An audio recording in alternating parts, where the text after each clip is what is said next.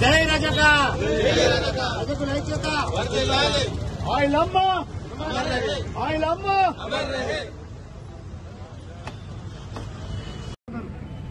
కుల వృత్తుల మీద ఆధారపడేటటువంటి మనం కేవలం ఆ దొరలకు, దేశముఖులకు, రజాకారులకు ఈ రోజు కూడా వాళ్లకు సేవలు చేయడానికే పుట్టినమా ఈ సమాజంలో అనేది ఒక్కొక్కసారి అనుమానం వస్తుంది. ప్రభుత్వాలు చాలా వస్తున్నాయి, పోతున్నాయి. రాజకీయ పార్టీలు అనేక విధాలుగా హామీలు ఇస్తున్నాయి. కానీ చివరికి ఈ యొక్క కుల వృత్తుల మీద ఆధారపడినటువంటి ఈ యొక్క కులాల పరిస్థితి రోజు రోజుకు దిగజారిపోయేటటువంటి పరిస్థితి.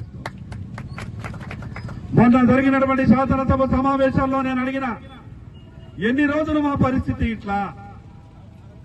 కేవలం మీరు పరిపాలించడానికే పుట్టినరా? మేం మాత్రం మీకు సేవలు చేయడానికే పుట్టామా? ఎన్నికల కన్నా ముందు మీరు మాట్లాడుతున్నటువంటి మాటలకు, ఎన్నికల తర్వాత మీరు చేసేటటువంటి వ్యవహారాలకు ఒక్కసారి ఆత్మవిమర్శ చేసుకోవాలని శాసనసభ వేదిక ద్వారా ఈ కుల వృత్తుల కులాలు పడుతున్నటువంటి బాధనంతా కూడా ఈ సమాజం దృష్టికి చెప్పేటటువంటి ప్రయత్నం చేశారు. ఈ సందర్భంగా నా రజక సోదరులకు విజ్ఞప్తి చేస్తున్నా,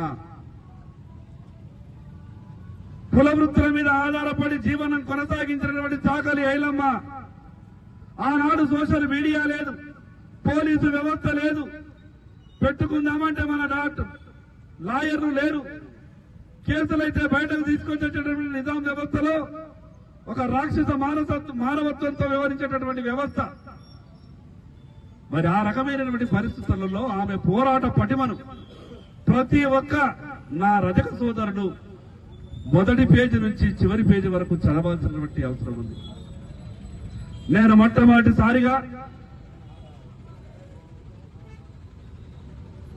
సాలయ్య గారు ఒక రజక సోదరుడు మంత్రిగా, ఉమ్మడి ఆంధ్రప్రదేశ్ రాష్ట్రానికి మంత్రిగా ఉన్నప్పుడు నేను ఆ రోజు ఒక చర్చని ప్రస్తావనకు తీసుకొచ్చాను.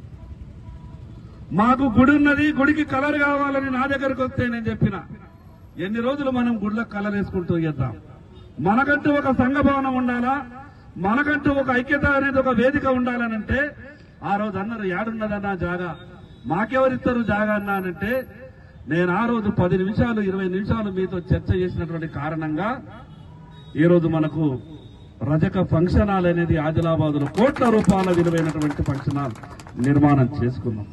వర్ధంతి సందర్భంగా వేదికను అలంకరించినటువంటి అడిషనల్ కలెక్టర్ గారికి, సంతోష్ గారికి, స్వామి గారికి, మిగతా సోదరిమణులకు, పత్రికా మిత్రులకు, ఈ యొక్క వర్ధంతి కార్యక్రమానికి విచ్చేసినటువంటి నా రజక సోదరులకు, మిగతా బీసీ సంఘ నాయకులకు అందరికీ కూడా పేరు పేరున నా యొక్క నమస్కారం. ఈ పెద్ద పెద్ద నాయకుల యొక్క, నాయకురాళ్ల యొక్క ఈ వర్ధంతి జయంతిలు చేసుకోవడానికి కారణం ఏమంటే, వాళ్ళు చేసినటువంటి త్యాగాలని ఒక పక్క స్మరించుకుంటూ, ఆ రోజు అన్ని ఇబ్బందులున్నా, కష్టాలున్నా, నష్టాలున్నా ఆనాటి దొరలకు, ఆనాటి రజాకారులకు వ్యతిరేకంగా వాళ్ళ యొక్క పోరాట స్ఫూర్తిని తెలుసుకోవడానికి, తెలిసి ఈనాడు మనం అవలంబించేటటువంటి విధానాన్ని ఎన్నుకోవడానికి ఈనాడు వర్ధంతి జయంతి కార్యక్రమాలు చేసుకుంటాం.